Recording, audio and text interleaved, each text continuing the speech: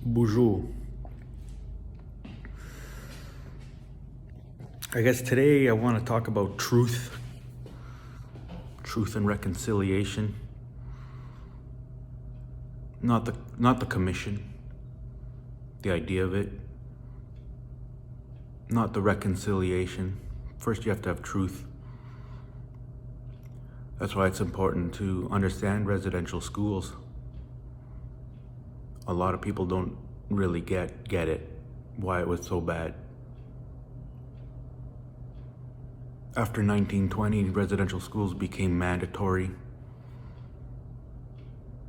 Children were taken from their family, their community, by government, by police, taken away to schools. Some never seen their parents again, their families. Many died, obviously. We're learning this now. Well, this has been known. You could say it's tuberculosis. But it was known that tuberculosis was rampant in these schools, and they packed the kids in there anyway. You get more money for more kids. The churches, the schools, they wanted the money from the government, so they packed the kids in there, every school, as many schools as they could. And these schools ran for multiple years, generations. There's a misconception about these schools that, oh, they happened 200 years ago. No, they started in the late 1800s. They went into the 1900s. The last school closed in 1996. That's the 20th century. That's most of the 20th century that these schools were run.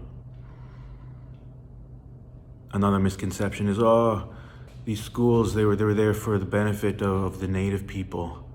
And some kids, they had bad experience. No, it wasn't some kids who had a bad experience. The bad experience was the purpose. The purpose was to break the kids. And the purpose of breaking the kids was to break the family unit. And the purpose of breaking the family unit was to break the culture. And the purpose of breaking the culture was to get the land. That was the plan, ever since the first treaty signings. The first treaty signings were peace treaties. We're equal nations, we're friends. These type of words were in them. You get the bounty of the queen, you get the protection of America, you get the protection of the queen and the king over and over again. These different treaties, there's over 300 treaties. Even with just the Ojibwe and the Chippewa, there's dozens of treaties. I'm from Treaty 9, I live in Treaty 3 area. No, I'm from Treaty 9, I live near Treaty 3, but I live in Robinson Superior. I don't know, I get it mixed up. But this is all in Ontario, this is all in Canada. Multiple treaties. The international boundary is just 40 kilometers from here.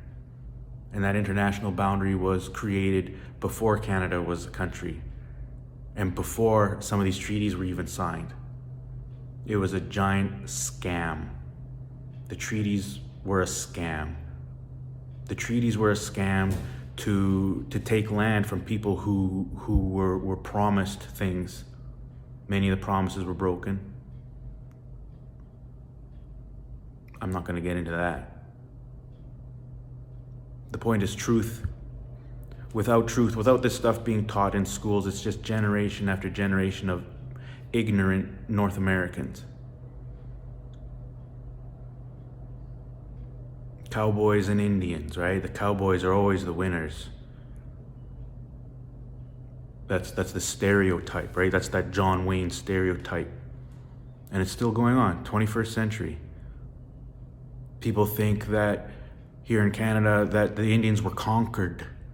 Well, they signed peace treaties so that people could live next to each other, forever. These terms are in the treaties. We will be friends forever. And then they put the kids into the residential schools, and then they stole the land. The money too, actually, because there was annuity payments that were supposed to be made, and many places weren't. Land was supposed to be given for reserves, many places it wasn't. I could go on. This is why truth is needed. about residential schools, about treaties, about whose land this is, and about responsibilities from Canada, from First Nations,